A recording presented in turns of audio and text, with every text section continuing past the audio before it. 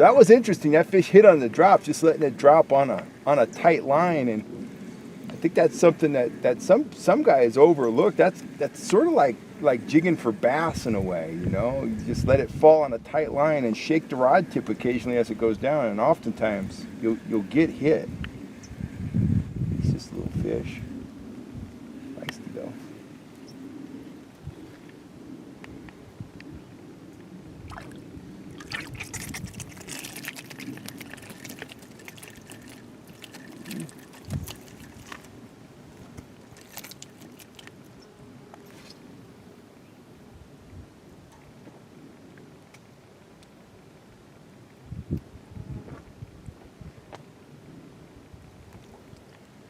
Speed spoons. Troll them, cast them, or jig them.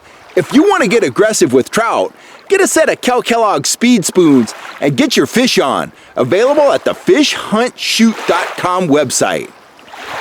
Howdy folks, Kellogg here.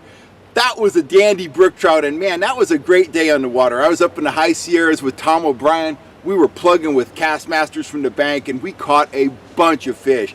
And I just wanted to follow up on some of the stuff I said in that video as I was catching that fish, primarily talking about strategy when you're plugging for trout. Now, I'm here on the bank, I've got a jig head on, and I've got a little drop shot bait.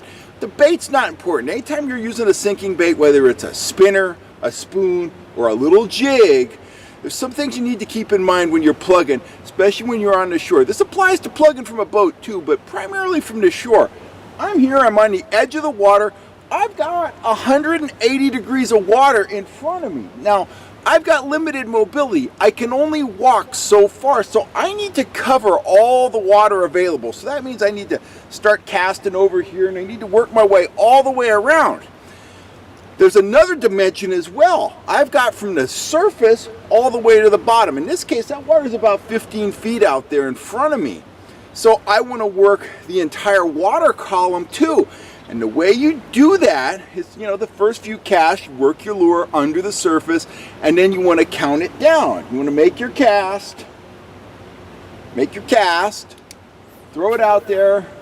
It hit 1, 2, 3, and start your retrieve, okay? Now do that for, you know, a series of casts, and then you want to go a little bit deeper. You're going to count it down. 1, 2, 3, 4, 5, and so on. But the thing you don't want to do is something like this. Cast the lure out. 1, 2, 3, 4, 5. Okay, I was out of touch with the bait that whole time. One of the most effective parts of your entire presentation is when that bait is dropping. And this is how you want to do it. You want to stay in touch with the bait. You can leave the bail on the reel open, but you want to stay in touch with the bait, and don't be afraid to manipulate the bait a little bit as it falls, particularly a spoon or a jig like I'm using here. So here's what I might do. I'm going to cast it out. I'm going to count this down to 6 or 7, and I might actually hit the bottom because, like I said, it's only about 15 feet deep here. But I just want to illustrate this. So I'm going to flip it out towards the middle. Flip it out there. Now, it's sinking. I've got my line on the spool here, and I might even retrieve some line.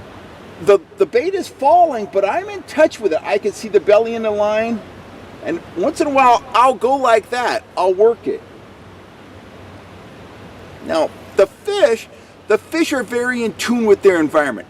They see that bait falling, and I'm not 100% sure what they're doing down there, but I know part of the time, I don't want to get snagged, I know part of the time they'll rush up to that bait, they won't hit it, they're looking at it. So as that bait's falling, give it a little twitch, that might close the deal. But don't expect them to just engulf it. Sometimes they do, but usually that bite is going to be very subtle.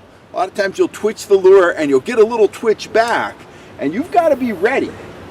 So drop the lure in, it's starting to sink, it's sinking, give it a little twitch, give it a little twitch.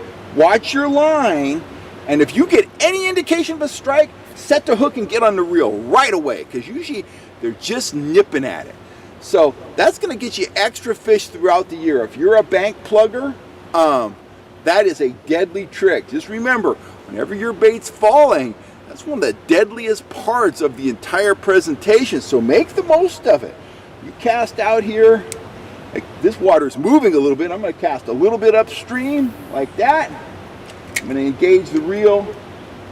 I'm watching the line right now. If that line twitches or jumps or I feel anything, I'm going to set the hook. Now it's still falling, but I'm giving it a little manipulation with the rod, giving it a little life. And then now I'm down where I want to be. I'll start my standard retrieve and bring it on in. Final thought, whenever you're plugging off the bank, work that lure all the way back to your feet. Be surprised how many times a trout will follow that lure all the way right up to the shoreline and then take a stab at it. So anyway, I hope these tips help you the next time you're out plugging for trout or really any species of fish. Remember, the drop is one of the most effective times of the retrieve. Stay in touch with the bait. Don't be afraid to add a little movement to it as it falls and work that retrieve all the way back to the shoreline. Beyond that, work the entire arc of water in front of you from the surface to the bottom. Cover that water thoroughly, and when you move on, you're going to know there were no fish in that stretch, or at least no fish that wanted any part of what you were showing them. So anyway, this is Cal Kellogg. I'm signing off, and I'll catch you next time right here on YouTube. If you haven't hit that subscribe button, please do, and thanks for all the support on the channel over the last few years, guys. Anyway, catch you later.